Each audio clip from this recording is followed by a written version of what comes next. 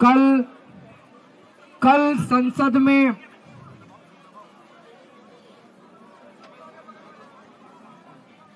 संसद में देश के गृह मंत्री अमित शाह जी ने बाबा साहब अंबेडकर का बहुत अपमान किया,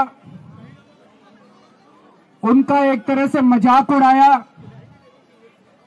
उन्होंने कहा अंबेडकर अंबेडकर अंबेडकर कहने से कुछ नहीं होगा, इससे अच्छे भगवान का भजन करो तो हो सकता है स्वर्ग मिल जाए।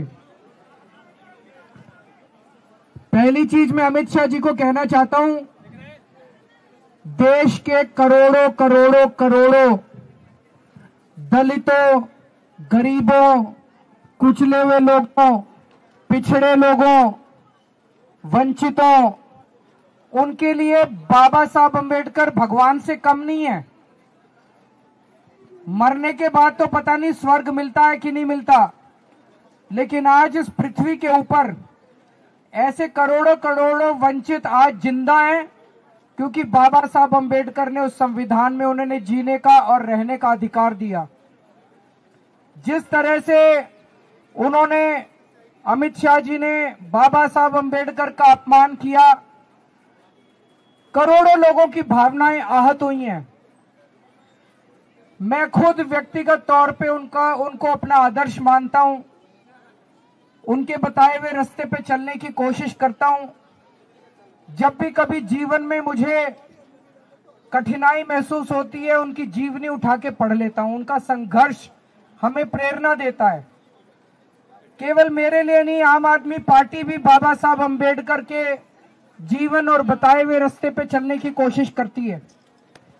और मेरे जैसे करोड़ों लोग हैं जिनके आदर्श हैं बाबा साहब अंबेडकर, उन सभी करोड़ों लोगों की भावनाओं को आहत किया है अमित शाह जी ने। लेकिन आज जिस तरह से प्रधानमंत्री जी अमित शाह जी के समर्थन में उतर आए, उससे ऐसा लगता है कि जो कल अमित शाह जी ने कहा था वो भारतीय जनता पार्टी की एक सोची हुई रणनीति थी, जिसके तहत संसद में बाबा साहब अंबेडकर का अपमान किया गया। हम इसकी कड़ी शब्दों में निंदा करते हैं। अब यह साफ हो गया कि भारतीय जनता पार्टी बाबा साहब अंबेडकर के खिलाफ है, संविधान के खिलाफ है। और अब बीजेपी के जितने समर्थक हैं उनको तय करना पड़ेगा, उनको चुनना पड़ेगा, या तो वो बीजेपी के साथ है या बाबा साहब अंबेडकर के साथ हैं। आप दोनों के साथ नहीं हो सकते। भारतीय जनता पार्टी के शीर्ष नेतृत्व ने यह साफ कर दिया है कि वो बाबा साहब अंबेडकर के खिलाफ हैं। तो भारतीय जनता पार्टी के समर्थकों को अब तय करना पड़ेगा कि आप बीजेपी के साथ हो कि बाबा साहब अंबेडकर के साथ हो।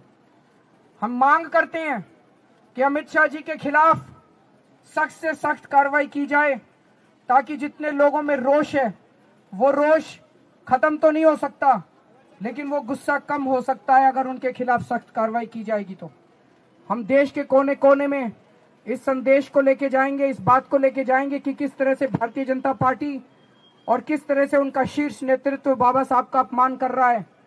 दिल्ली के चुनाव में, दिल्ली में हम कोने कोने में, घर घर में इस बात को लेके जाएंगे कि किस तरह से उनका अपमान किया जा रहा है।